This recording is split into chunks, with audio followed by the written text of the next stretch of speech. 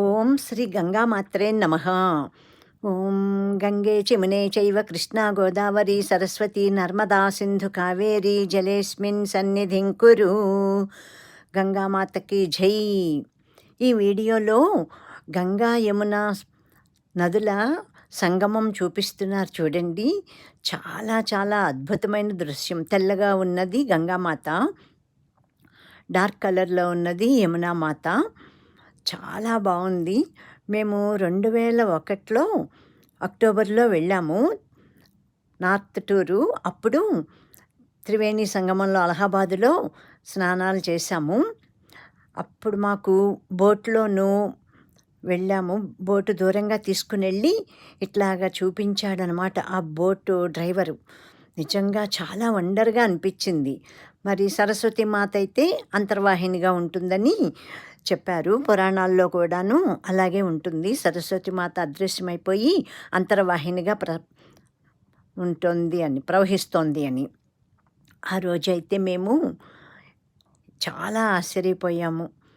ఇప్పుడు కూడా ఈ వీడియోలోనూ చూడండి ఎంత స్పష్టంగా ఎలాగ తెలుస్తుందో గంగా యమున నదుల యొక్క సంగమ దృశ్యం అన్నమాట. అద్భుతం అంటే అద్భుతంగా అనిపించింది నాకైతేను. ఇప్పుడు ఈ కుంభమేళాకి వెళ్ళలేదు అనుకునేవారు అట్లాగే గంగామాతను తలుచుకుంటూ ఈ దృశ్యాన్ని తిలకిస్తే చాలు.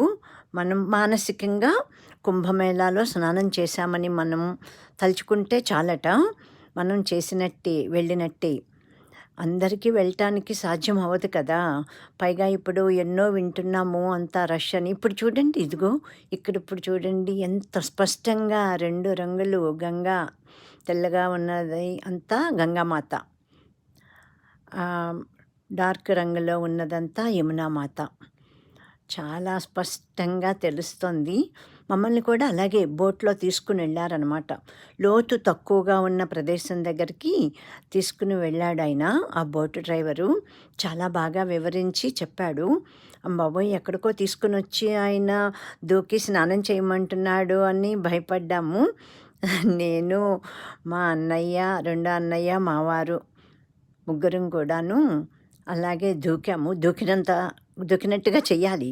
ఇంత చేసి దిగాక మోకాళ్ళ వరకే లోతుందంతే. ఇవన్నీ ఇప్పుడు ఇది చూస్తుంటే గుర్తొస్తుంది ఎప్పుడో 2001లో. గంగా మాతకి జై.